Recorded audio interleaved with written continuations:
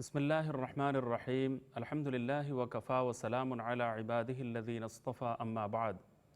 محترم ناظرین، ہمارے استاذ محترم شیخ معظم شیخ الاسلام حضرت مفتی محمد تقی عثمانی صاحب دامت برکاتہم نے موجودہ حالات میں کرونا وائرس کی جو سنگین صورتحال ہے، ایسی صورتحال میں آپ نے کچھ مشورے دیے، کچھ ہدایات دی اور کچھ اہم باتیں ارشاد فرمائی۔ میں آپ کی خدمت میں حضرت کا پیغام پیش کرتا ہوں۔ کسی وباء عام کے موقع پر مناسب احتیاطی تدابیر اختیار کرنا توکل کے ہرگز خلاف نہیں ہے۔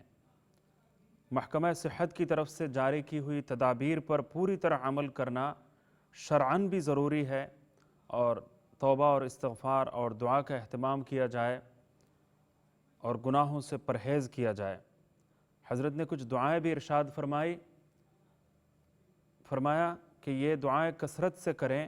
لا الہ الا انت سبحانک انی کنت من الظالمین، لا الہ الا انت سبحانک انی کنت من الظالمین، اللہم ارفع عنا البلاء والوباء، اللہم ارفع عنا البلاء والوباء۔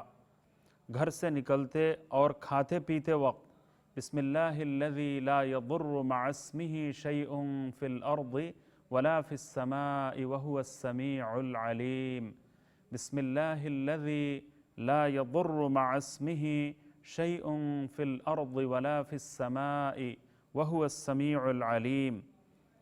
ایک اور بات حضرت نے تحریر فرمائی ہے کہ بچوں کے گلے میں کاغذ پر لکھ کر یہ تعویذ ڈال دیں: اعوذ بکلمات اللہ التامات من شر ما خلق، اعوذ بکلمات اللہ التامات من شر ما خلق، فاللہ خیر حافظا وہو ارحم الراحمین، اعوذ بکلمات اللہ التامات من شر ما خلق، فاللہ خیر حافظا وہو ارحم الراحمین۔